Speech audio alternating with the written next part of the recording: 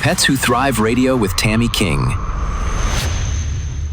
Hello, I'm so glad you guys joined us today. I have the owner of SodaPup, Adam Baker. He serves as the founder and CEO of the brand, and it's based in Boulder, Colorado, beautiful Boulder, Colorado. SodaPup is known for designing, developing, and selling durable, American-made dog toys and enrichment products. Adam, I'm so glad you're here today. It's great to have you back. Hello, it's good to be here. Yeah. So for those of people that are not familiar with your brand and your story, can you give us a little bit of background on your experience in the corporate world, and then also how you landed into this space?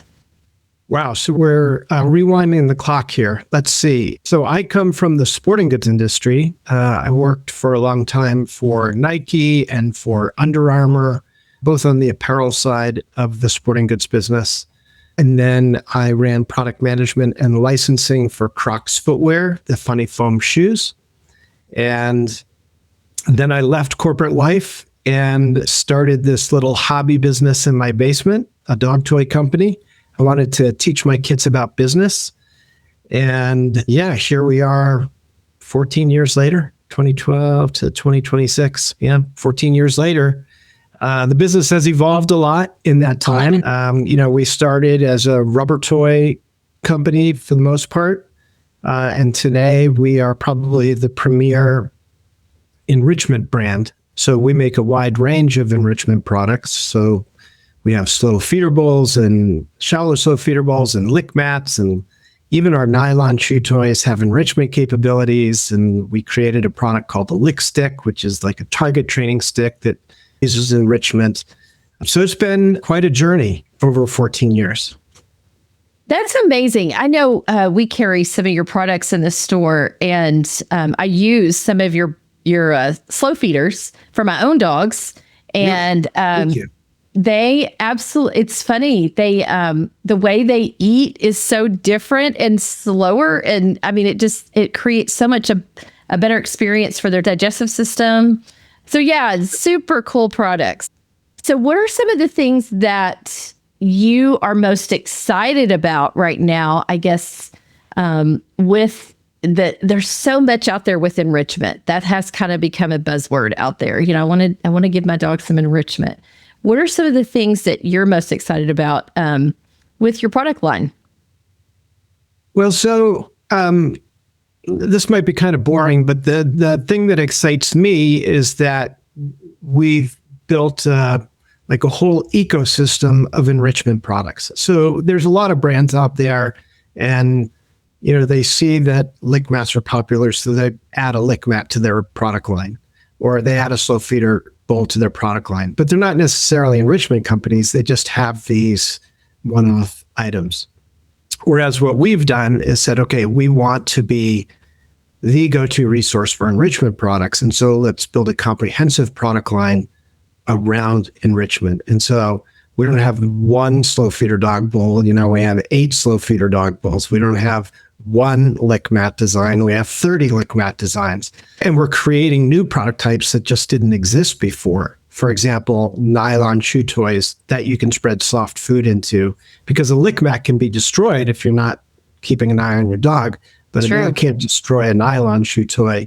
And so by incorporating enrichment into nylon toys, that's a totally new idea. A target stick that's designed for enrichment, that's a new idea. I mean, people were using wooden spoons with peanut butter for a long time. Absolutely, yes. And to create a product specifically for that, that's new. So that excites me because it's a more meaningful approach than just making one-off products. The other thing that it gives us the opportunity to do is to create another layer of storytelling. So for example, some of our dog bowls, our slow feeder bowls, are quite easy.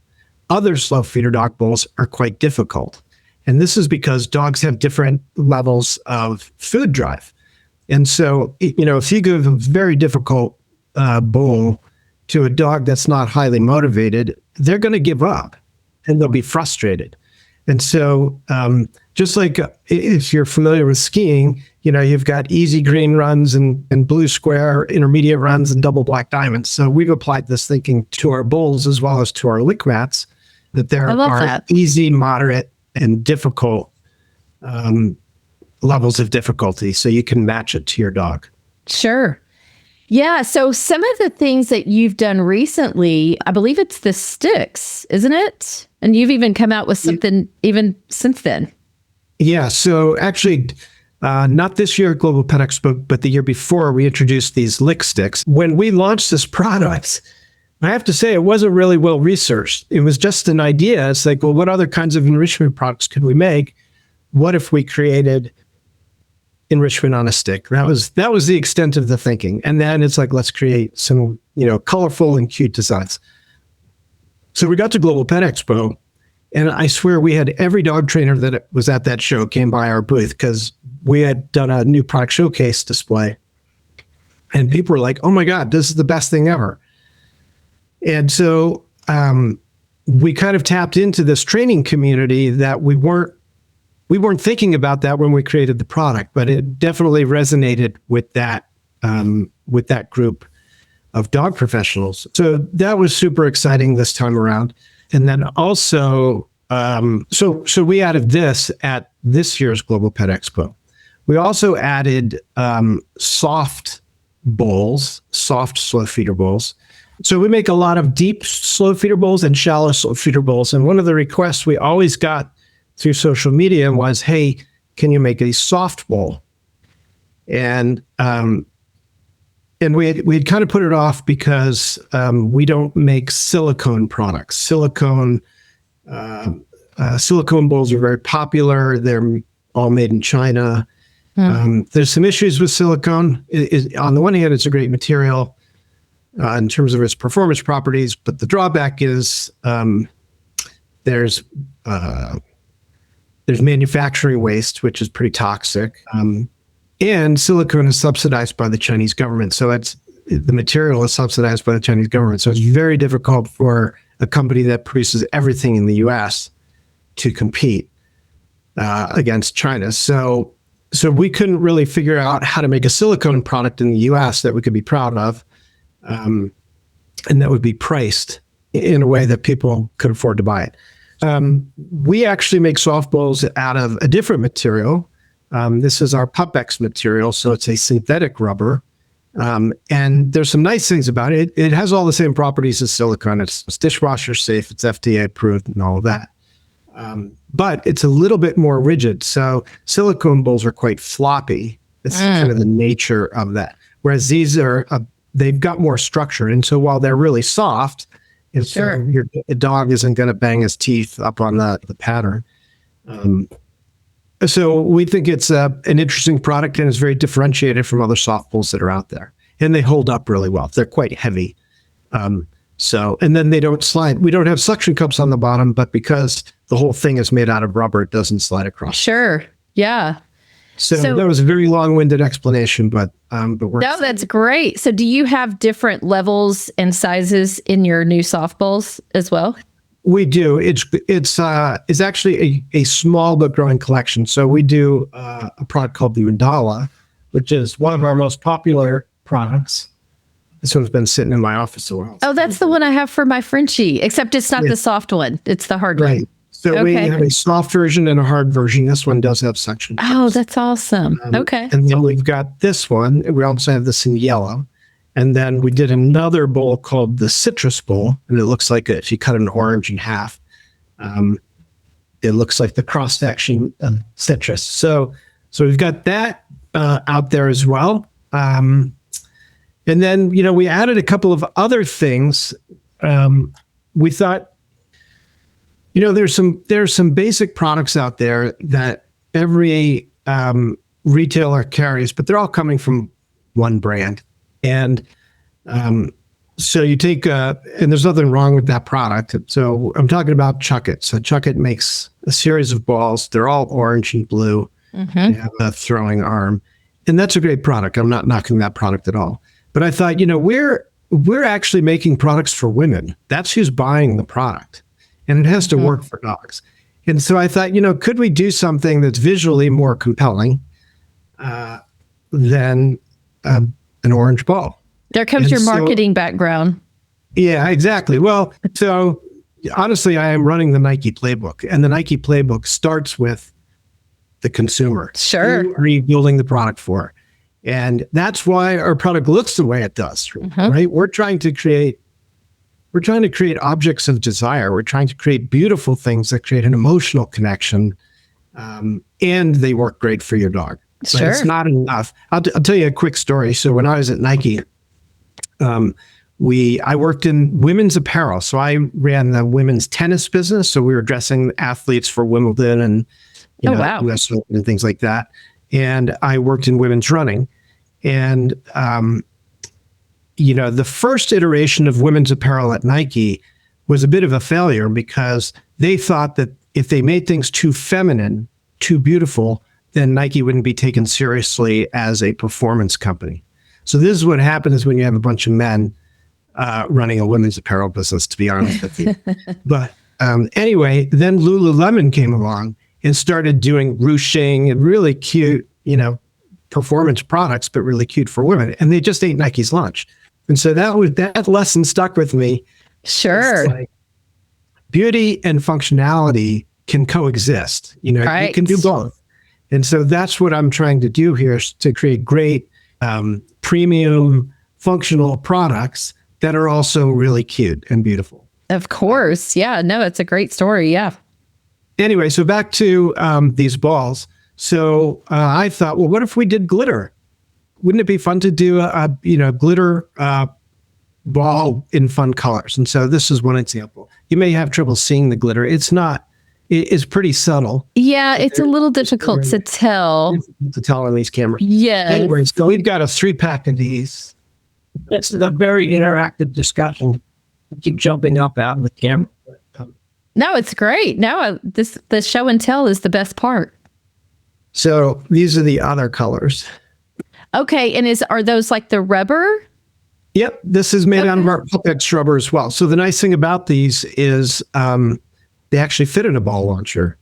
Oh, wow. Okay. And they float. And if you have small training treats, you can actually fit them inside. So you can use it as a little treat dispenser as well.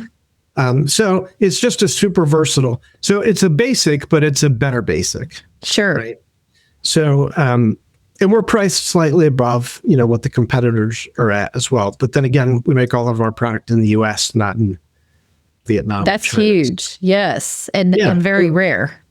The truth is I won't make something if I can't make it in the US. So there are categories of business that we've chosen not to go into, even though they would be great business lines for us. But because I can't make them in the US, I just stay away from them, like plush toys.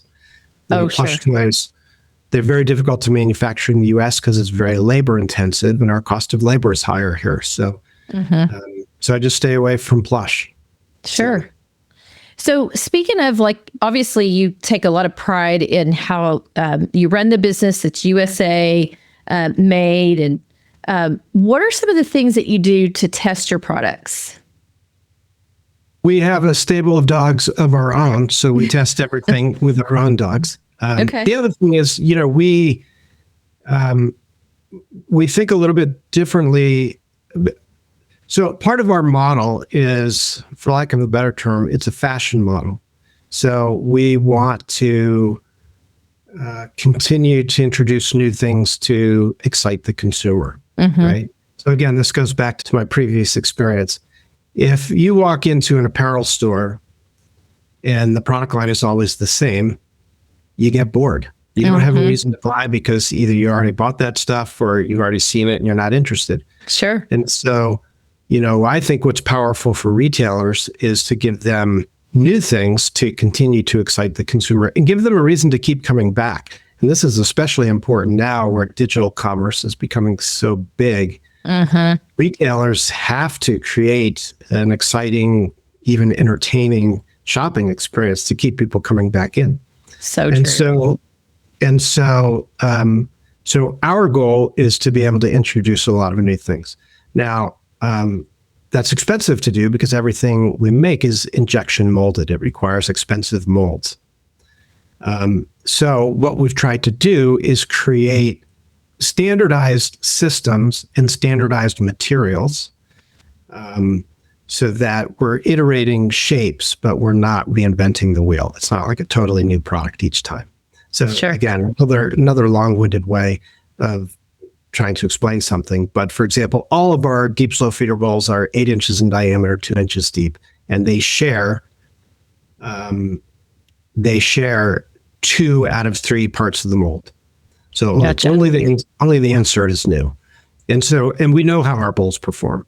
So we don't know how popular a pattern is going to be, but we know that, we know about the performance of the material and we know about the performance of the prior designs. So it's not rocket science for us to do a new shape of a rubber toy because it's going to be made out of the same material, same rough dimensions, same sidewall thicknesses. Mm-hmm.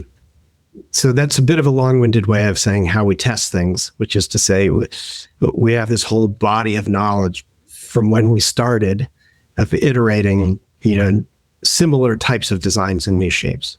Sure. Yeah. The one thing, too, I guess like with my Frenchie, if I leave her bowl down in her crate, like after she finishes, she's trying to get in there. And so she'll sometimes chew it. And it's the harder one. So do you find that the soft one is a little less, I guess it maybe not as easy to chew, or? I wouldn't say that it's not as easy to chew. I think if a dog wants to chew on anything, they're going to find a way to do it. Yeah. I think the difference is that if you have a dog that's very aggressive and they're banging their teeth on the top of a bowl, this will be a more comfortable experience for them. Yeah. But I'm not sure I would go so far as to say that it won't get chewed. Sure.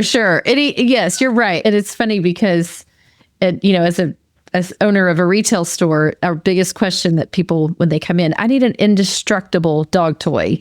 And, it doesn't exist. It doesn't exist. It's like, okay, get a bowling ball or, something like that. But yeah, I mean, we even on like all of our rubber toys, and we do have very durable rubber toys.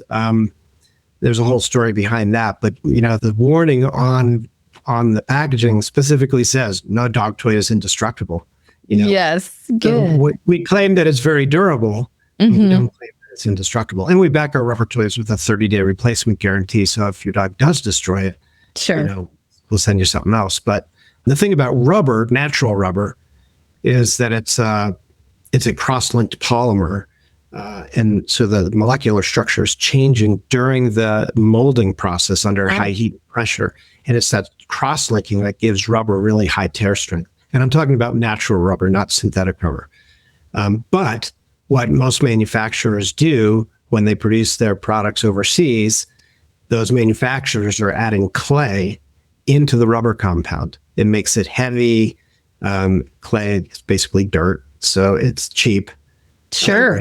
Whereas rubber is expensive. And so it's a way to cheapen the cost of the material. The problem is when you add clay or silica or some other additive, that means there's less cross-linking because there's less rubber in the compound. And so, a lot of this stuff that gets imported just doesn't have the same durability, doesn't have the tear strength that our compound has because we have very high levels of rubber in our compound. Exactly. Yes, I've had some of your rubber toys before, and it's true. They really hold up.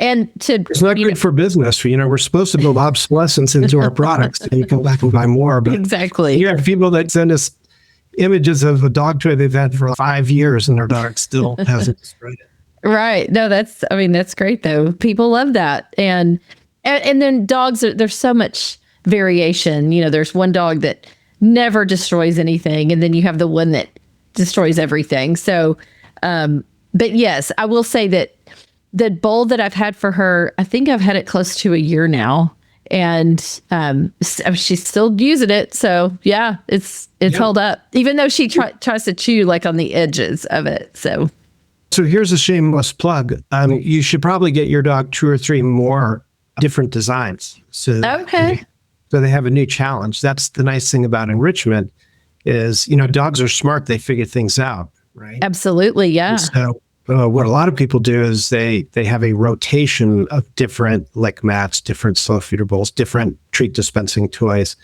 so that, they can use these toys and then reintroduce these other toys that have been out of rotation for a while. And so it's always fresh for your dog to have something new.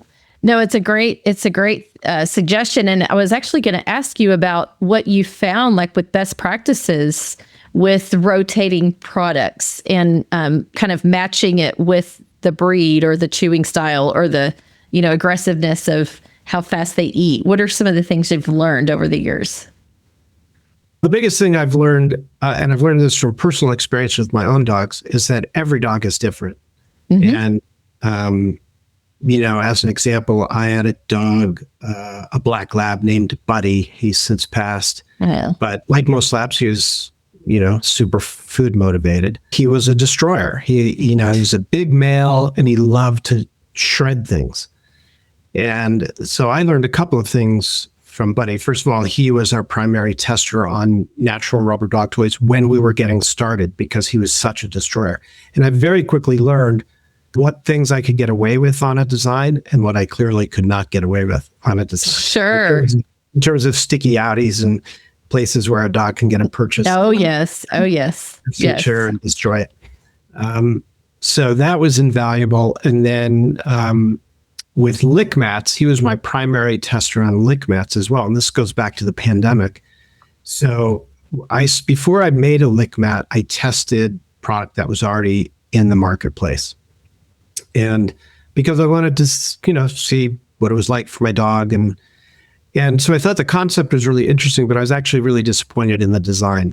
And the reason was because Buddy could lick it clean in 5 minutes. So I'm like, how much enrichment is that? I want to lick that that takes 45 minutes so I can get through, I can get through a conference call. That's all right. Yes. So that was the first takeaway. Second takeaway was, the mats were really floppy and they warped in the dishwasher and they were difficult to handle. And so I came up with, before I started designing the first lick mat, it was like, okay, I need a design that's much harder. I need to put more material into it. It needs to be thicker. It needs to be more durable, less floppy. It needs to not warp in the dishwasher. It needs to be easy to handle. So we built an entirely different type of lick mat. And it's a lick mat that's not built to be the cheapest price on Amazon. It's a lick mat that is designed for a very specific purpose. And so the first design was a jigsaw puzzle pattern. Okay. And it's got lots of nooks and crannies. And Buddy, he's a double black diamond dog. I mean, you give him the hardest thing you can give him. Double black diamond. I love it for the ski slope analogy. Yes. Okay. Yeah. He will stick with it for an hour. And then we learned valuable lessons from that first mat in terms that informed all future designs. The biggest takeaway was, again, this is during the pandemic, as that mat made its way into the marketplace, people were taking pictures of it and posting it on Instagram. And what they were doing was mixing kefir or yogurt with spirulina and creating different colors. And then I think with like a pipette, they were doing color by numbers decorating of this jigsaw puzzle pattern. But I was like, I will be damned. We did not see that coming at all. Yeah. And it was just by chance that we had designed the mat that way. But the big takeaway was, there's a creative outlet here that people are benefiting from that we had no knowledge of. So it's not just about wellness for your dog and treating your dog. There's a social media component to it, showing off your creation. And then there's an element of, for the dog owner, of a creative component. And we've talked to a lot of the Instagrammers. So we have a podcast called the SodaPup Enrichment Lab. And we've talked to a lot of these people that were posting this imagery. And it was fascinating to hear how much they were getting out of it. So it goes so far beyond pet supplies. Isn't that amazing? I love that. Yeah, Well, and I've so seen fun. some of the things that these the pet parents make, and I'm just amazed. And I mean, like it's the whole like beach scene, or I don't know. It's so amazing. Or like you're in the middle of a wildflower, Yeah. I mean, it's so. But you're right. I could see where their creative energy, they get to experience that and have that I don't know, just the I don't know, the benefit of experiencing the creativity, because that in itself is so rewarding. Yeah, and it's something that, I mean, we had no idea. And so is serendipity, that we had created a design that made that possible. And I had never seen that before, because all other lick mats didn't have designs with self-contained shapes. Sure. So it couldn't hold it. You couldn't fill it with a certain food or a certain color. And so, but as soon as we saw that, it was like, okay, we're going to lean into this. And every other dog bowl and lick mat we have ever designed has this capability to be decorated. Yeah. And then But you almost don't want to feed it to the dog because it's so perfect. Well, the option is to make cakes and cupcakes and things, but you can only eat so much cake. That's true. So it's nice to be able to make it and enjoy it and capture it in a photograph. And absolutely. On social media, and we go away, and then you can start over. Yeah. But, that's been such a fascinating discovery for us, and gives us a little glimpse into the consumer mindset and what they're getting out of their relationship with their dog, and it goes beyond like what we all think of as what we get out of our relationship with our dog. There's of course things. Yeah. So, and then, just getting back to my apparel roots, I began to think of lick mats and dog bowls like a t-shirt business. So, back when I was at Nike and Under Armour, we would do graphic t-shirts, different designs every quarter. And so you'd walk into a Dick's Sporting Goods and there'd be a folded t-shirt display with new graphics. And so that teenage boy or teenage girl is going to go in there, and if they like the graphic, they're going to buy it, whether they need a t-shirt or not. Right. And so I thought, well, what if we just treat lick mats like graphic t-shirts? If we just keep pumping out fun new designs, could we get people to come back again and again and buy it? And so in this way, we don't really think of these things as traditional pet supplies. It's more than that. And we do have people that collect.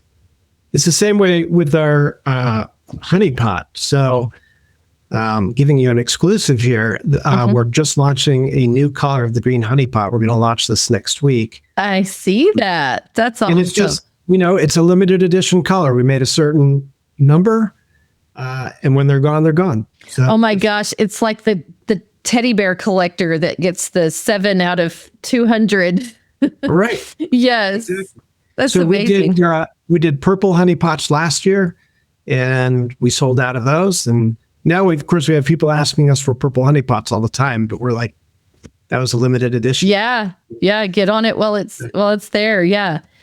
So one of the questions I wanted to kind of touch on is, there are people, even though enrichment is such a big thing in the dog world, there are a lot of people that don't really understand what is enrichment. How would you define enrichment, and what the role is, like the pet parent's role as well?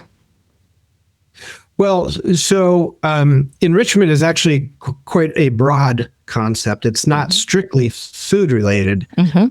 We focus primarily on food-based accessories, but the way that I explain it is that dogs have evolved to have natural foraging instincts. So historically, dogs have had to work for their food.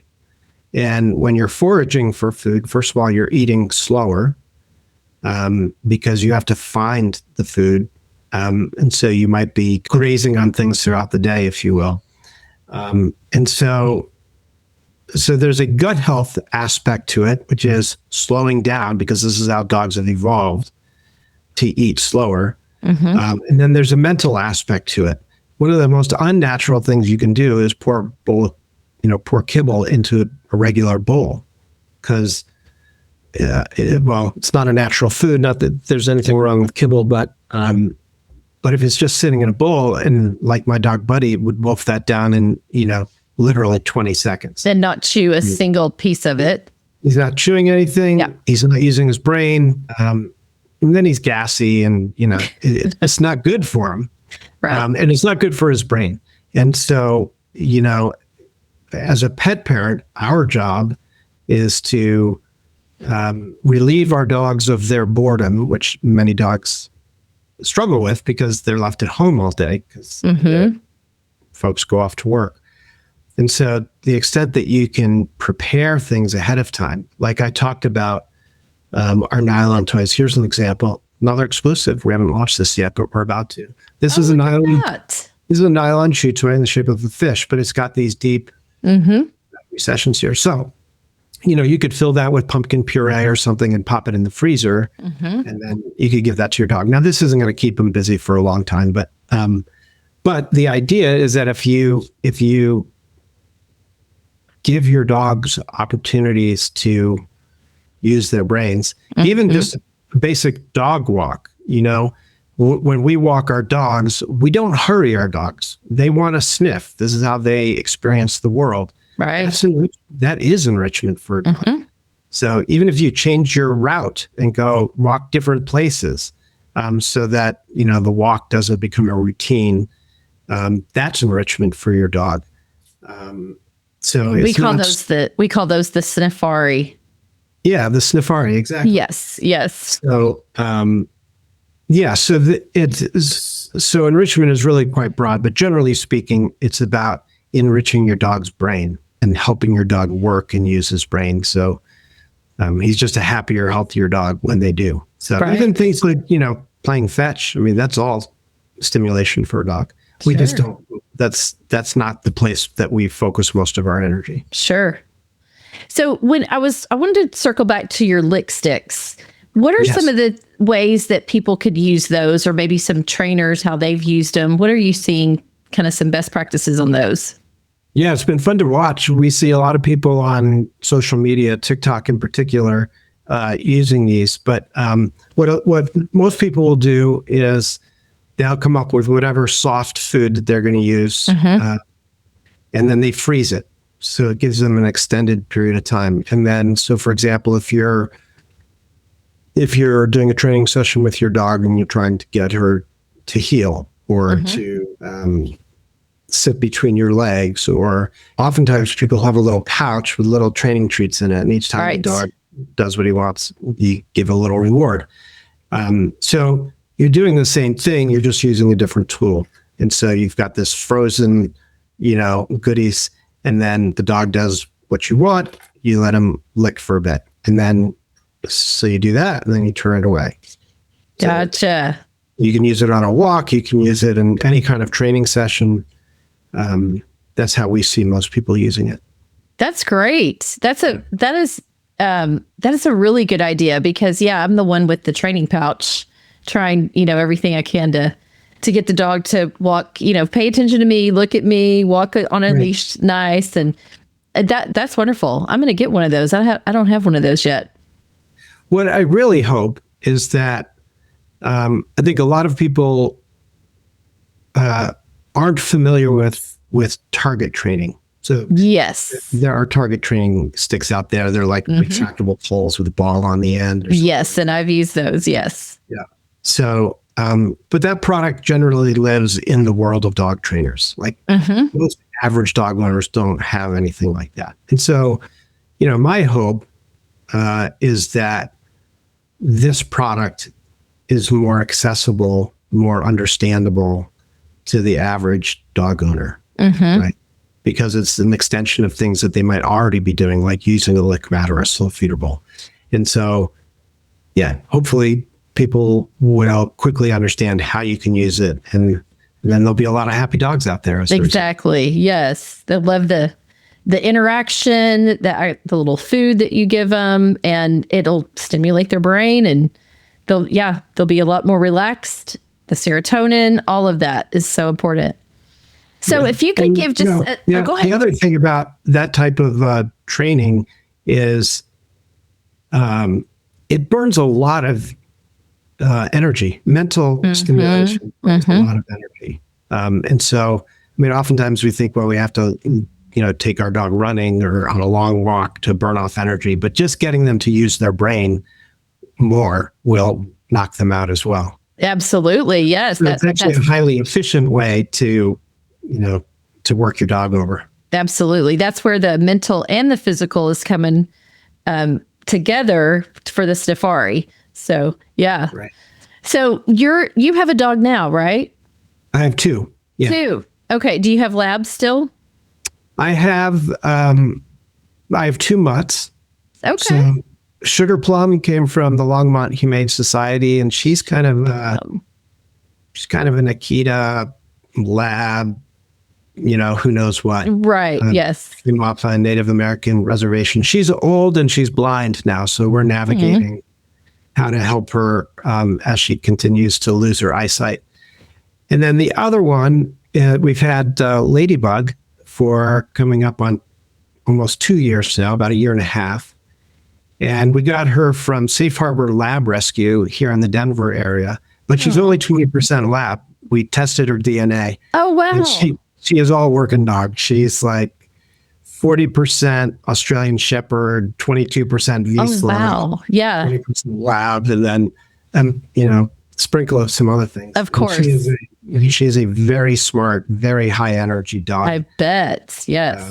So the key to success with her was, we're very fortunate. We have a 10-acre dog park.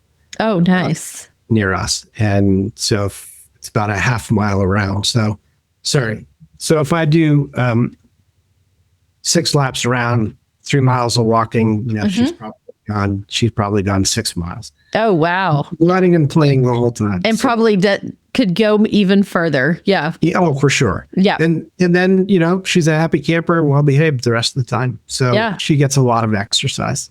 So what are their favorite products that you carry? Well, so this is really interesting. Like I said, where every dog is different. So I've mentioned Buddy in the past. Buddy was a rubber dog. He just loved our rubber toys, and he loved to do everything he could to destroy them. But he wouldn't touch a nylon toy. And Ladybug is just the opposite. Because she has this kind of high strung energy. So she kind of goes bonkers on nylon toys, and she does it in these fits when she's really worked out. But she's not that interested in rubber toys. Now we do have a bone called the PupX bone, this PupX material, and it's a really soft material. It's kind of like chewing gum for your dog, is what we say. And it's not as durable as natural rubber, but for a moderate chewer, like a chewer but not a destroyer, it's a really good product because it's a very gratifying experience because they're getting a lot of compression from the product. Sure. It's the same way with these balls. This is material. And the nice thing about it is it's really easy to compress. And so a dog gets a lot of gratification from the being able to squeeze the toy.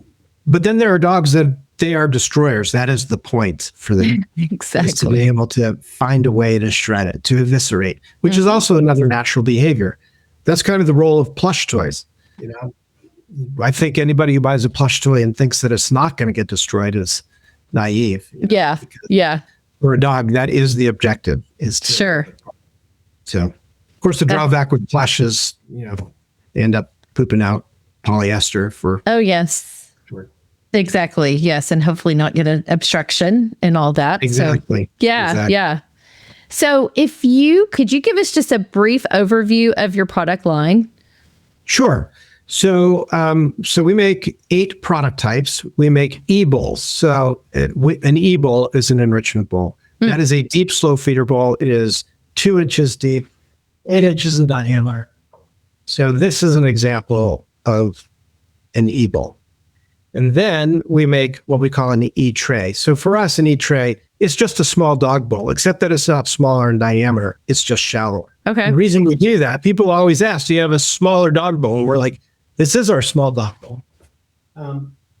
And so we talked about this before. This is only 1.25 inches thick. And the point of not doing a smaller diameter is if you have a smaller diameter, then there's less enrichment because There's Right. Oh, So okay. this is a small dog bowl, Okay. even though it's the same diameter. Sure. Interesting. Okay. It's a different way of thinking about it. Okay, so we've got those. Then we have lick mats. Lots and lots of lick mats. So this is our great outdoor lick mat. Yes. And you told this story about that. I love it. Yes. We sort of very wet cycling trip in the sand. I love it. Yes. I love how each of your Actually, a lot of our designs are autobiographical in some way. I love it. Okay, so e-bowls, e-trays, e-mats, enrichment mats, e-sticks, so an enrichment stick. And then we have a product called an e-cup. So this is an open-top treat dispenser. So they're different from a traditional treat dispenser because a traditional treat dispenser has two holes. One is a vent hole. Let's see, do I have anything here I can show you? So an e-cup has a wide top, and it doesn't have a vent hole because the opening is wide enough that your dog is not going to create suction with his tongue. Gotcha. Okay. These are really great for raw feeding and, rehydrated food if you use freeze-dried, because there's no mess, right? Sure. Yeah. It's all contained. That's great. Yeah. So this is the flower pot. This is the honey pot. Those are both e-cups. Then we have e-dispensers. So this is just a traditional rubber treat dispenser. So this is our football toy. Like I mentioned, there's a small top, yeah, larger hole in the bottom, but it's still a pretty small hole, right? So when a dog is jamming his tongue in there, you have to have a vent hole. I gotcha. They can create suction and get the tongue stuck. Sure. So that's a traditional treat dispenser. Treat dispenser. Okay. And then we make what we call an e-chew. So this is a nylon chew toy with enrichment capability. And probably the best example is a turtle toy. So this is basically a 3D lick mat made out of nylon. That's awesome. So, if you have to leave your dog unattended and you can't leave them with a lick mat, this would be a safe product because they're not going to be able to choke on it because it's too big. Sure. And they're not going to be able to destroy it because of the nylon. And then we make another product called an e-coin. And it's kind of the same thing as our nylon toys. It's also made of nylon. It's just round, 5 inches in diameter with a pattern. So this is another durable, licking device that your dog's not going to be able to destroy. Nice. So am I covered in the mouth? I think I did. Now, the truth is we make other toys as well. Okay. Like we have started filling in. When you start a business, you have to find a way to be different. Otherwise, there's no reason for anybody to buy your stuff. And so, we didn't make basic balls and we didn't make basic nylon sticks and antlers and all the stuff that so many companies make because we didn't think there would be a compelling reason to try this startup little brand when we're making the same kinds of things. And so we have focused heavily on novelty for years. But now that we're an established brand, and, we've got, thankfully we've got a following of people that love what we're doing. Now we're going back and adding more basics. So, sure. We have a basic nylon chew stick and a basic nylon antler. We have some fun things too. Like we did a unicorn horn, sitting around one day thinking, what kind of, everybody's got an antler, an elk antler or a deer antler or whatever. What could we do that would be different? And I thought, we're selling to women and they were girls and they like sparkly things. Yeah. I'm generalizing. I apologize. But, sparkly things, glitter and pink. And so we did a pink glitter ball. Yes, I love it. And we have a pink unicorn one. Oh, that's awesome. We're getting ready to launch it as a 2-pack as well. Oh, that's great. The Princess Pack. Yes, that's awesome. Just trying to do fun merchandising stories that, again, kind of in a subtle way, tell the consumer we know who you are. Yeah, that's fantastic. Yes. So I know your company is called SodaPup, but do you have anything for cats? We do. We don't have much. We have just a few little things. Yes. So we are about to launch this. Cute. Oh my goodness. This is a little lick mat for cats. Is it the harder ones or the soft ones? Oh, no. It's the soft one. Okay. Yeah. Yeah. So we've got this. And then we have another lick mat that we've had for a while. This one is called Fishy. And that's what it looks like. Oh, that's great. And then we got a little cat peering over the bottom. Oh, I see it. That's awesome. That is too much. I love it. We try to put a little hook, Yes. something fun, Sure. unexpected in most of our designs. Yes. So creative in all of them. I mean, I love the stories behind them. Like, it's not just some, China manufacturer that comes up with, you guys really put a lot of thought and care, and the fact that it's USA made and your commitment to it. If you can't make it in the USA, it's not going on the shelf. So We're just not going to make it.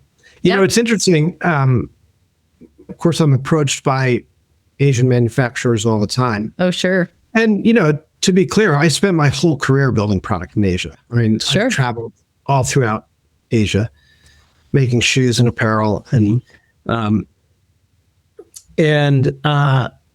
so I get requests all the time, and people are sending me their catalogs all the time. And the thing that shocks me the most is that for a lot of brands, they're not even making their own designs. They're just picking out of a catalog that a manufacturer has developed. Oh, wow. And, maybe they've negotiated exclusivity, maybe not. But, to me, that's just like, well, that's not really brand building. Exactly. You have such a personal touch on all of your products.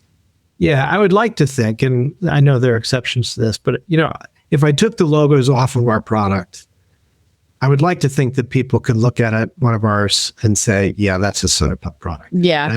That's something they would do. Yes. You know what I mean? It definitely stands out. Yes. That's great. And the nice thing about being a privately owned business is I can do whatever I want. That's right. So I've chosen, not just to chase volume. I've chosen I'm trying to be special. Mm-hmm. Yes. And and it's so, you are. It's a bit more niche. Yeah. Yeah. So it's a nice place to occupy. Of course. So as we're coming to kind of the close, is there anything you'd like to leave the audience with about SodaPup? Well, again, it's just, the things that we're committed to. We're committed to U.S. manufacturing. All of our materials are FDA compliant. We happen to be a veteran-owned business as well. My first career was in the Coast Guard. Oh, wow. And it's been a long and winding road for me. I'm on whatever career now. But and hopefully our designs put a smile on your face. That's what we're going for is connection. When I started this business, I had a couple of questions. The first one was, did I have the right stuff? Could I create something from nothing? Mm-hmm. And most businesses fail. The vast majority of startups fail. And so that was the first question I had for myself. And then the second question I had was, could I create a pet supply brand that consumers could actually fall in love with? And, at the time, I would say, aside from the food brand that they feed their dogs, 14 years ago, most people probably couldn't even name a pet brand, except maybe Kong. Yeah, that's true. It's been around 40 years. And so, what we try to do is delight people over and over again to the extent that we can. And that extends to customer service. And, if you happen to interact with us personally, it's all of these touch points.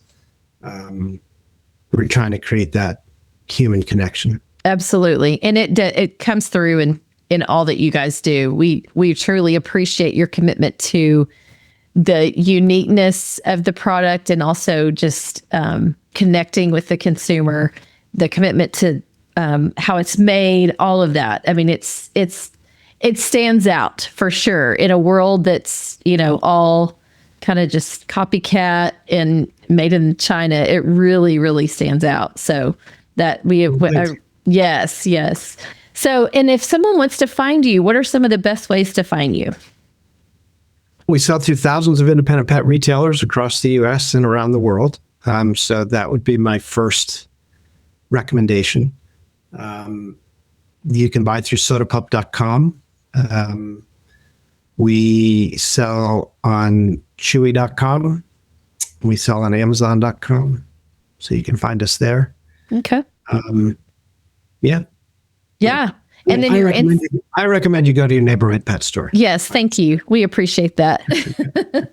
And then you also have Instagram, all the social medias. Yes. We've got Instagram, Facebook, TikTok, which is a whole other conversation. That's just a crazy new world. Yes. That's where younger shoppers discover brands. It's been very surprising for us and has actually driven more direct sales for us as well. Like people discover us on TikTok and then just go to our website.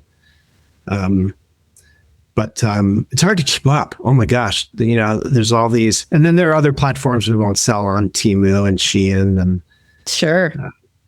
We just won't sell there. But yeah, the digital world is changing so quickly. It's just hard to keep up. Very good point. Yes. Yeah. Adam, this has been wonderful, just like it was last time. And I know the listeners are really going to appreciate your story, your products, and their dogs especially will appreciate it. I hope so. Absolutely. Thank you again for spending time with us today. Thanks, Tammy. It's been a pleasure. Absolutely. Pets Who Thrive Radio with Tammy King.